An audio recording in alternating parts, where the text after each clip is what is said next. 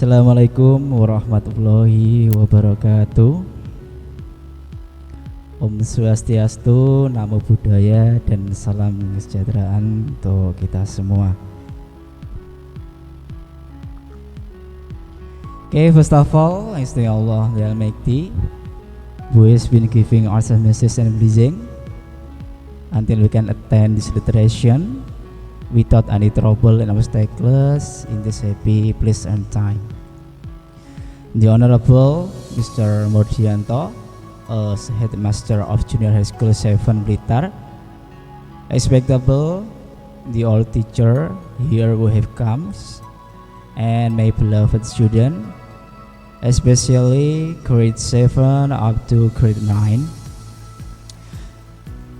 Today we will learn about the title of the literation is the differences of meaning using, atau biasa kita penyebutannya dalam kata itu arti yang sama tapi penggunaannya berbeda.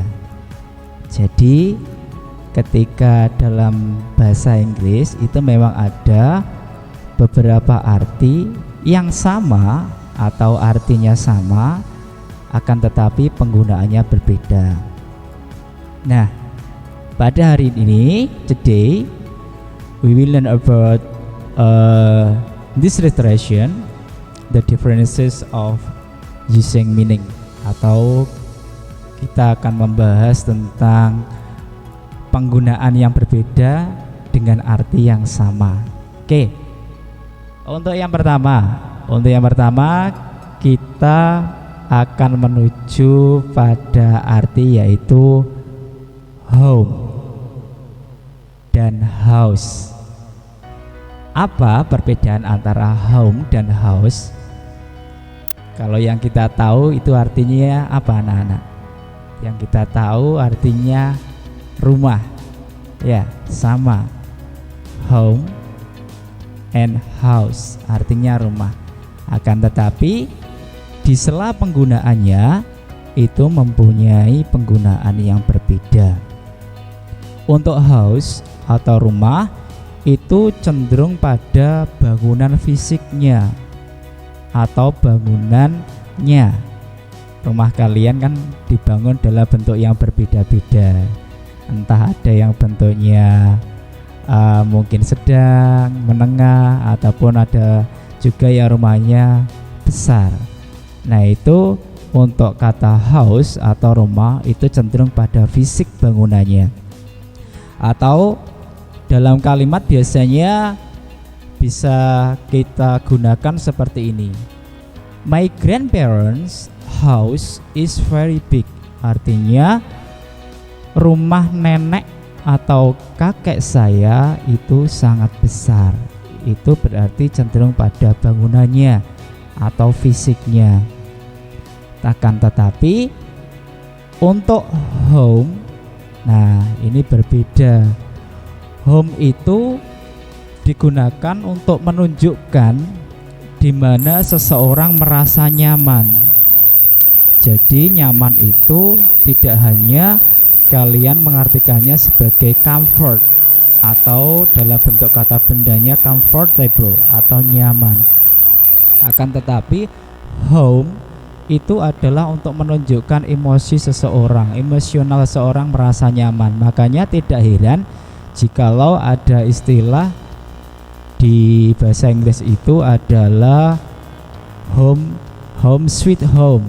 Itu peribahasa ya, yang artinya rumahku istanaku, atau istilahnya rumahku tercinta, rumahku surgaku. Nah, itu bahasa dari home sweet home. Itu kenapa kok nggak aneh? Karena memang penggunaan home itu adalah cenderung adalah perasaannya, tempat di mana. Itu tempat, home itu tempat, rumah sebagai tempatnya itu di mana seseorang merasa nyaman.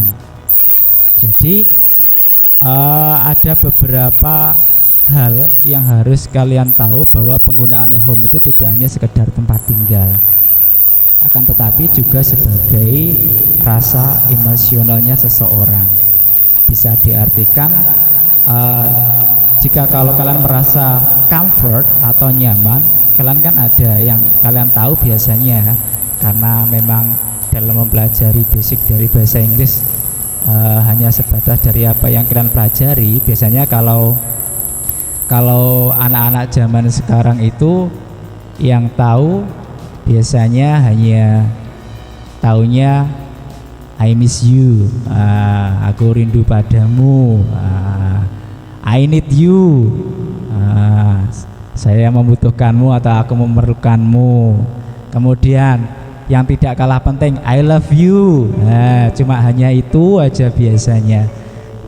Cuma itu. Jadi terkadang kalian harus tahu penggunaan dari home itu juga bisa digunakan untuk istilahnya menunjukkan emosional seseorang juga. Seperti kalian kan biasanya tahu seperti I'm with you, saya bersamamu. Itu bisa kalian gabung juga. Umpamanya kalian mengatakan home is wherever. Artinya apa? Home adalah wherever. Where itu apa maksudnya? Wherever, where, di mana. Kalau wherever artinya dimanapun. Kalian bisa menunjukkan seseorang atau perasaan seseorang lewat home. Contoh seperti ini, kalian gabung. Home is wherever. Rumah adalah dimanapun I'm with you. Rumah adalah dimanapun aku bersamamu. Nah, itu bisa kalian gabung seperti itu kalau ingin menunjukkan perasaan atau emosional. Home is wherever I'm with you. Rumah adalah dimanapun aku bersamamu. Nah, itu juga bisa menunjukkan emosional seseorang. Itu satu kata. Itu kalian harus tahu bahwa perbedaan antara home dan house itu hanyalah di sebuah penggunaannya. Kalau artinya sama, artinya rumah. Kalau tadi kita ulangi, kalau house itu bangunannya, kalau home itulah tempat tinggalnya atau lebih cenderung pada tingkat emosionalnya seseorang. Oke, sudah jelas ya anak-anak ya tentang home. Oke, kita lanjut lagi. Kita lanjut lagi ke learn and study. Nah, karena kalian juga sudah belajar di sini di SMP Negeri 7, biasanya yang kalian sering tahu kan ada pertanyaan where do you study, di mana kamu belajar. Nah, terus kemudian perbedaannya apa? The differences of the learning and study itu perbedaannya ada pada letak belajar dan mempraktekannya. Jadi learn and study artinya sama, itu belajar atau mempelajari. Tetapi cara penggunaannya atau arti penggunaannya itu berbeda. Kalau learn itu belajar atau mempelajari aktivitas di mana itu untuk mendapatkan kemampuan tertentu. Bisa dibilang itu lebih cenderung kepada praktek, yang kita pelajari. Contohnya, my brother learn how to ride bicycle. Adik laki-laki saya belajar mengendarai sepeda. Jadi di situ lebih cenderung praktek langsung, mempelajari atau belajar tapi langsung praktek. Tetapi kalau study itu cenderung pada proses mempelajari. Mempelajari apa? Mempelajari sesuatu berupa pengetahuan. Contohnya seperti di kelas, kalian belajar atau mempelajari matematika, belajar atau mempelajari IPA, atau bahasa Inggris atau bahasa Jawa.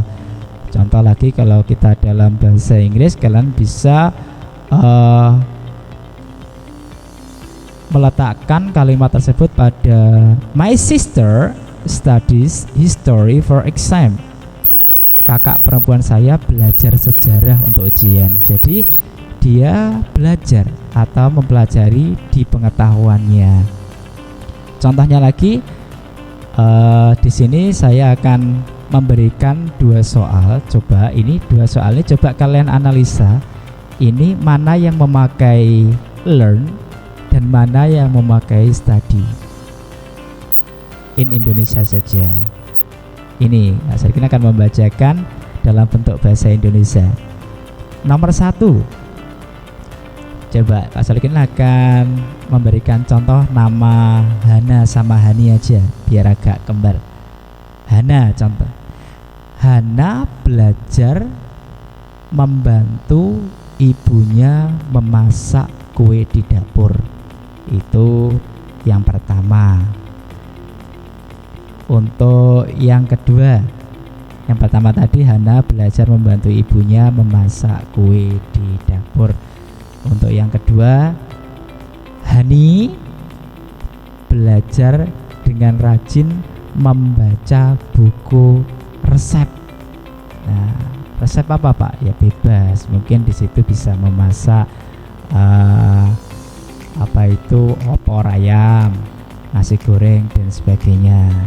Tapi coba kita analisa dari kalimat 1 dan kalimat nomor 2, mana yang menggunakan learn dan mana yang menggunakan study. Sudah ketemu anak-anak? Mana yang menggunakan learn, mana yang menggunakan study? Untuk kalimat yang pertama adalah cenderung karena dia adalah langsung praktek, yaitu mempelajari dengan praktek, maka bisa dipastikan di situ kalimat nomor 1 yang menggunakan kalimat Hana itu adalah kita memakai learn atau belajar atau mempelajari dengan cara praktek langsung. Sedangkan untuk Hani, karena dia belajar atau mempelajari bukan dengan praktek atau hanya mempelajari pengetahuannya, maka dia menggunakan study. Nah, itu perbedaan antara learn and study. Jadi Pak Solikin harapkan nanti kalian tahu cara penggunaannya. Kalau kita belajar memakai atau belajar atau mempelajari, kita menggunakan study atau kita menggunakan learn, yang sama-sama artinya yaitu belajar atau mempelajari. Itu untuk kalimat yang nomor 2, kosakata.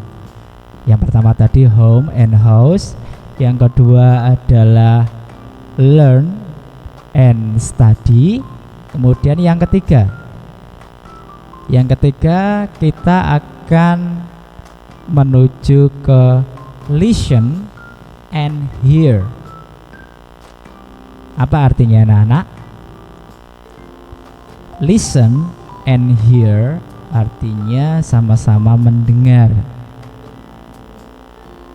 Nah, sering kan kita ada bahasa Inggris, listen to me please. Please listen to carefully. Nah, biasanya seperti itu kalau di pelajaran. Nah, ini listen sama hear itu juga sama, artinya sama-sama mendengar. Akan tetapi kita akan membahas the differences-nya atau perbedaannya. Hear itu adalah artinya mendengar sesuatu yang tidak disengaja, itu untuk hear. Artinya tidak ada rencana atau berusaha mendengar hal yang didengar atau disengaja atau tidak. Jadi contohnya seperti ini. Do you hear strange voice from kitchen? Nah, apakah kamu mendengar suara aneh dari dapur? Nah, dia tidak mendengar secara sengaja, atau artinya dia tidak sengaja mendengar. Nah, berbeda kalau kita menggunakan listen. Kalau ada sering kan ada kalimat listen atau please listen to me carefully. Tolong dengarkan baik-baik. dengarkan dengan pelan-pelan. Nah, itu kita fokus, sama juga seperti di kelas ketika dalam belajar bahasa Inggris. Listen to me, dengarkan saya. Berarti kan kita sengaja untuk mendengarkan. Berbeda kalau tadi ada di suara yang memakai hear. Do you hear strange voice from kitchen? Nah, apakah kamu mendengar suara aneh dari dapur? Berarti kan tidak disengaja, tiba-tiba ada suara aneh. Nah, itu perbedaannya. Jadi kalian harus tahu perbedaan antara listen and hear, bahwasanya kalau hear itu adalah mendengar tapi tidak disengaja. Kalau listen berarti ada interaksi langsung atau disengaja. Itu perbedaannya. Oke, sekarang menginjak ke nomor 4. Nah, sebelum nomor 4 berarti karena sudah mendapatkan 3 kata. Penggunaan 3 kata yang artinya sama tapi penggunaannya berbeda. Tadi yang pertama adalah home and house. Kemudian ada learn and study. Kemudian listen and hear. Kemudian yang nomor 4 adalah go home. Atau kalian sering oh go home. Nah, itu karena wis pokoke muni wis go home. Nah, seperti itu. Dan come home. Go home and come home. Itu sama artinya. Go home, pulang, and come home itu juga pulang, sama artinya. Perbedaannya apa? Ketika kalian mengatakan go home, contoh kalau kalian di sekolah di sini, kalian mengatakan I want to go home now. Saya ingin pulang. Nah, pulang dari mana? Pulang dari titik lokasi. Lokasi fokusnya di mana kalian? Kalau kalian di sekolah di sini, di SMP, kemudian kalian bilang I want to go home now, berarti kalian mau pulang. Pulang dari mana? Meninggalkan, menjauh. Jadi artinya go home itu menjauh dari lokasi atau menjauh dari penutur. Kamu bilang sama temanmu berbicara I have to go home now, atau I want you to go home. Saya harus pulang, saya ingin kamu pulang. Nah, pulang kemana? Ya pulang menjauh dari yang diajak bicara atau jauh dari lokasi. Itu go home, pulang. Tetapi kalau come home itu pulangnya mendekat. Contoh kalau kalian di rumah, kamu telepon sama adik kamu, Dek, I want to come home now, atau I want you come home. Saya ingin kamu pulang. Pulang kemana? Pulang mendekat. Mendekat kemana? Mendekat ke rumah. Jadi kalau kamu di sekolah, kamu ditelepon sama orang tuamu atau sama kakak kamu, I want you come home now. Berarti ketika kamu ada telepon I want you come home now, berarti kamu harus pulang mendekat yang ditelepon. Nah, itu artinya mendekat. Jadi ketika kamu bilang go home itu menjauh, ketika come home itu berarti mendekat. Jangan salah, berarti kalau kamu nanti ada kata-kata I want you come home atau I want you go home, kamu harus tahu kalau go home ini bahasa kasare wis ngaliyo, pulango, minggato. Nah, itu. Tapi kalau I want you come home, kamu ya jangan minggat, jangan pergi, tapi harus mendekat. Mendekat kemana? Mendekat kepada yang ngajak bicara, no. Waktu itu. Paham ya anak-anak ya? Nah, itu semoga literasi pada pagi hari ini bisa membawa penambahan pengetahuan bahasa Inggris. Pesan dari Pak Solikin, learning English maximally, pelajari bahasa Inggris dengan maksimal, tetapi don't forget to culture Java. Wabillahi taufiq wal hidayah. Wassalamualaikum warahmatullahi wabarakatuh. Pertama segera dimulai.